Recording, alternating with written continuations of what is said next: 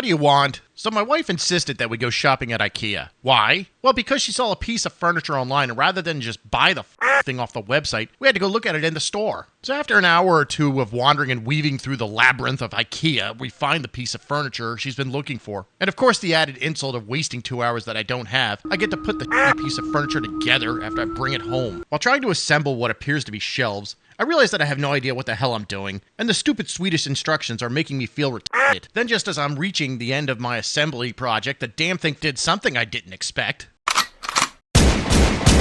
As I lay on the ground drifting in and out of consciousness, I start thinking how if I die, I will be remembered as the moron who was too stupid to follow instructions. It was then that I wondered who else could be dumber than me, and my clouding thoughts led to the 1994 movie directed by Robert Zemeckis called Forrest Gump, a movie about a lovable dimwit played by Tom Hanks that follows his life through some crazy events in history. Forrest is an absolute imbecile that, despite barely understanding the environment surrounding him, always seems to manage to come out on top. But it was during this hazy recall that I began to realize that there was something significantly more sinister at play than just watching a bumbling idiot navigate the world. There was a villain in this movie that most people don't like to talk about. Jenny. The love interest for Forrest that in the end you realize is just a parasite that Forrest should have kicked to the curb. How bad of a person was Jenny? Well, let's dive on into the blockbuster Forrest Gump. The movie begins with Forrest sitting on a park bench waiting for a bus and attempts to politely engage a woman sitting next to him in conversation. The woman pretty much ignores Forrest, but he persists and begins to tell her his life story. We start with Forrest being put into leg braces to deal with a spinal issue. He recounts that he was named Forrest after a Civil War hero, General Nathan Bedford Forrest, which the film seems to indicate that he's a founding member of the Ku Klux Klan. Huh? Not sure why the film added that. It's like saying Barack Hussein Obama was somehow named after Saddam Hussein. Coincidence?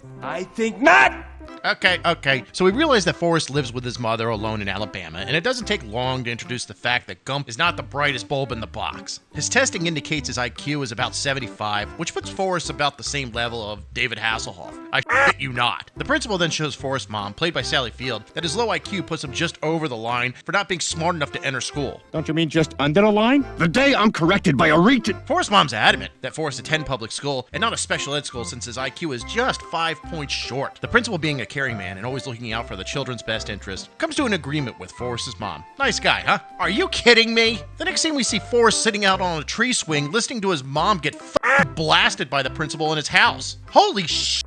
His mom's a whore! Rather than literally spending a week teaching Forrest some basic stuff and then have him retake the test, she throws her legs up in the air and is like, do me! Also, mind you, this was just to get into public school. Christ, could you imagine if Forrest wanted to do something like be in a school play? Yeah, sure thing, Mrs. Gump. By the way, have you ever had anal?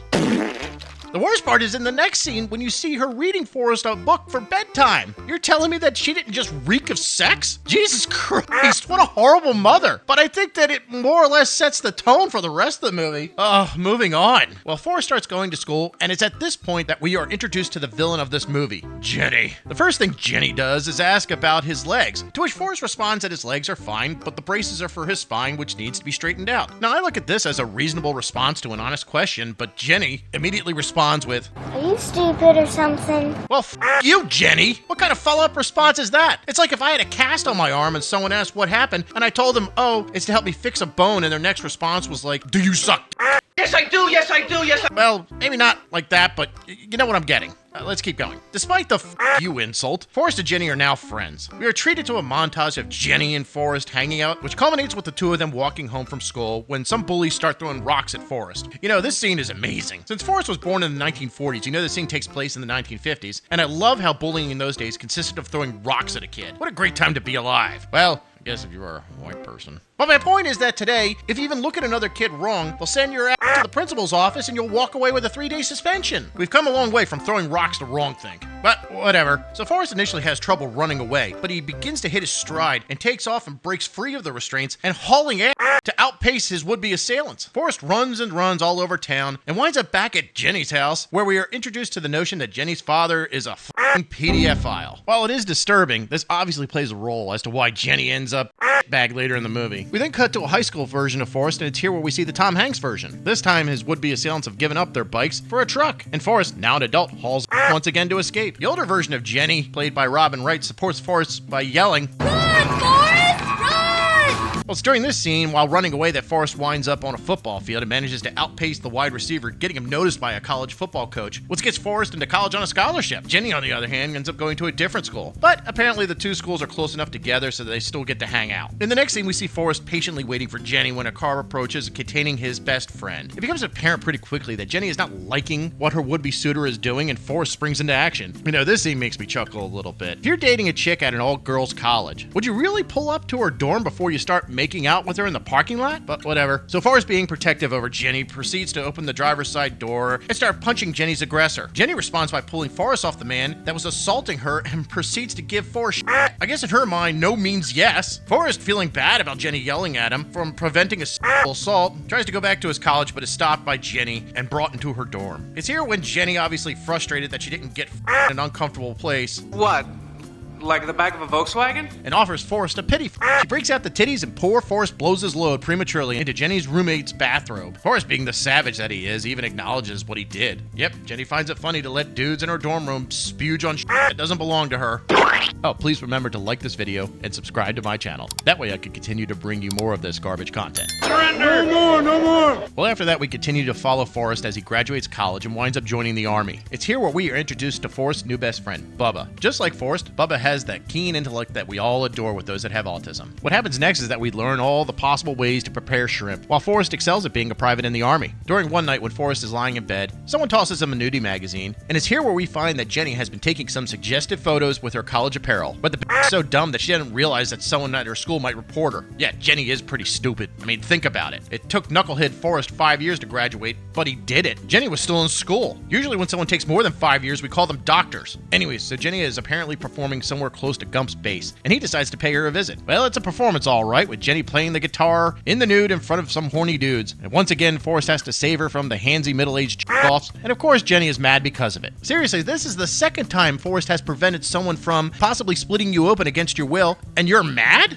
Oh man, come the f*** on! What a piece of trash! I know Gump ain't the brightest bulb in the box, but he's loyal. He blows his load every time you show him your titties. Forrest even tells Jenny that he loves her, and Jenny's response is that she wants to kill herself. What a f***ing head case. It's at this point that I'm telling Forrest to run. So Forrest basically talks Jenny off a ledge, and Jenny's response is that she's gonna go blow a guy in a truck. Forrest shouts out that he's shipping off to Vietnam and rather stay with him since it may be the last time she'll ever see him. Ever! Jenny just says, run away from danger. She didn't say she'll think of him, or she'll wait for him, or hey, stay safe.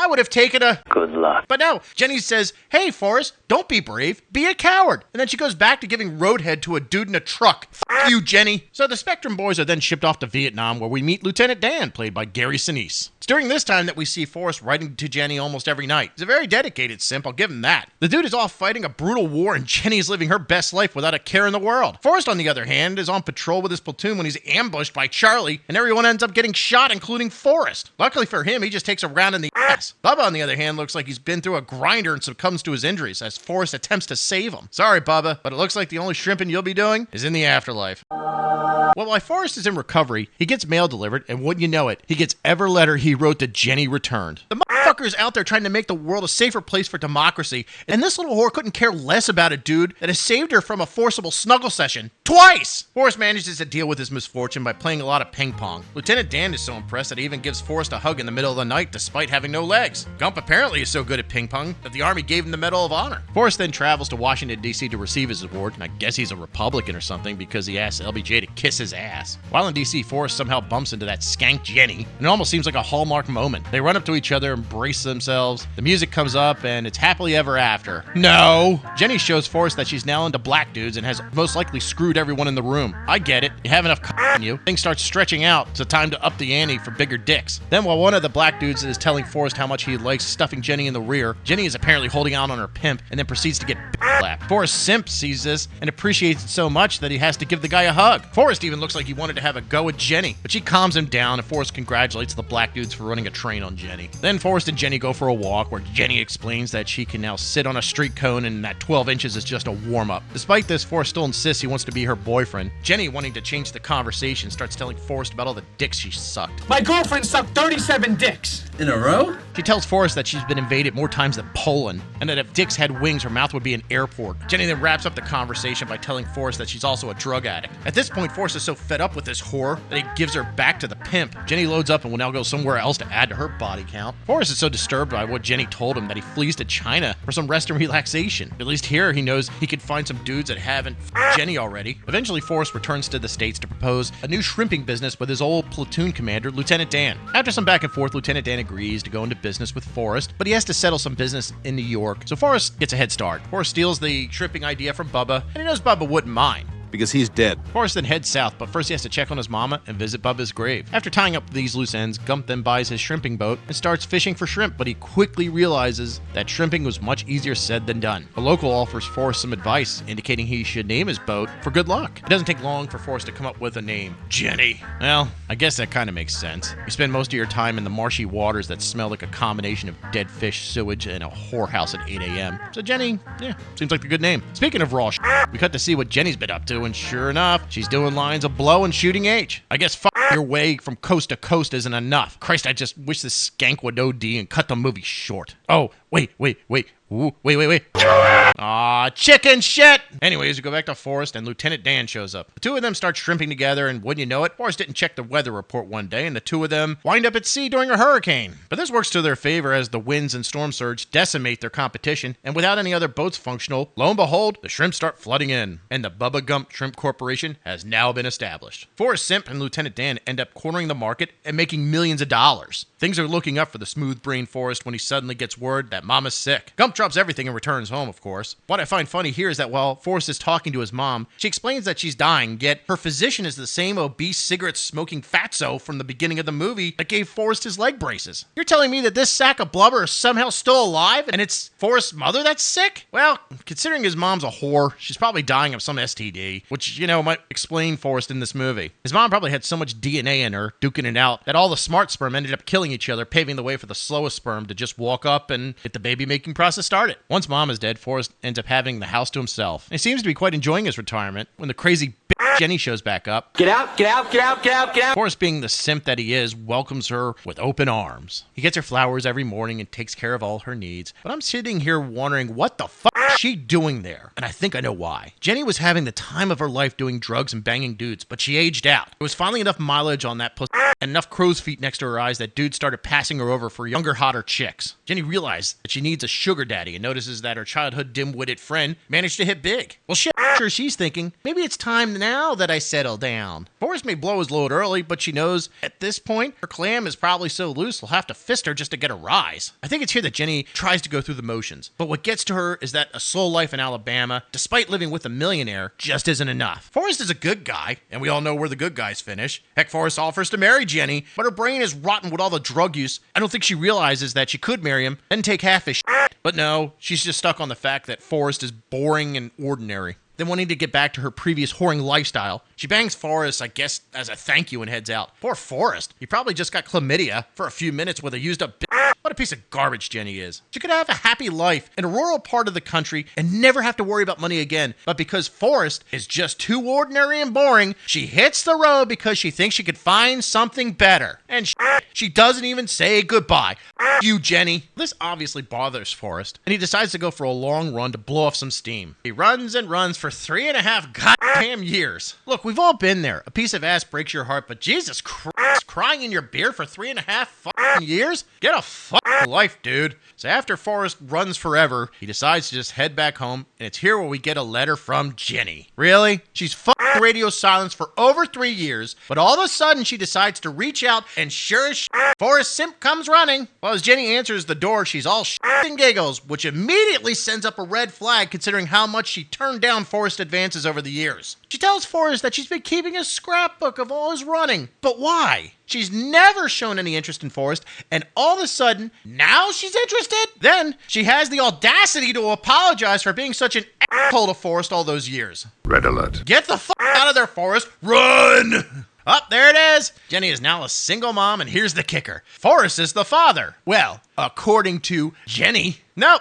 I don't buy it. If Forrest was truly the father, she would have called him up the moment she knew she was pregnant. Why the fuck did a chick go through the hassle of bearing and raising a child when the baby daddy is not only a childhood friend, but a motherfucking multi-millionaire? There's no principles to be stood on here if Gump was the father. If anything, it makes you look like a true piece of shit that you hid a kid from a guy that would have done nothing but loved and took care of the kid. I know Forrest is an adult that will accept Jenny's story, but there is no way that is Forrest's kid. Jenny obviously returned to her whoring lifestyle and got knocked up. The dirtbag father wanted nothing to do with the kid, and Jenny was left to fend for herself. If the timing were close, she could have tried to convince Forrest Simp if that was his kid the moment she got pregnant, but she didn't. Why? Because Jenny knows that Forrest is a stage 5 clinger, and she'd have to give up all her whoring, snorting, and shooting. Only reason she reached out to Forrest was because she tested positive for them AIDS, and unlike Magic Johnson, she ain't coming back from that. So, she put a plan together to lock in the one sucker she knows who's got a bag of cash and won't question your assertion when you tell that chump that he's the father, and that's exactly what she did. Jenny knew she was only months from shitting the bed. Some of the worst fuckers in the world still care about their kids, so why not set her kid up for success? Jenny then proceeds to croak, and Forrest is left to raise someone else's kid. The end. So that's it.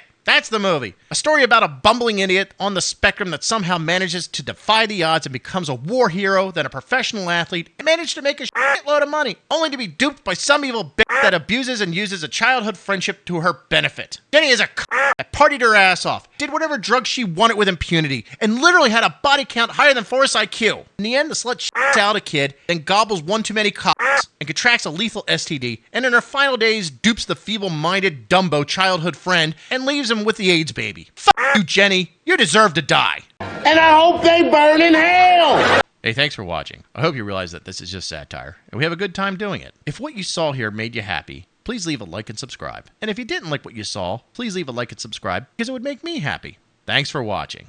Now please, just leave me alone.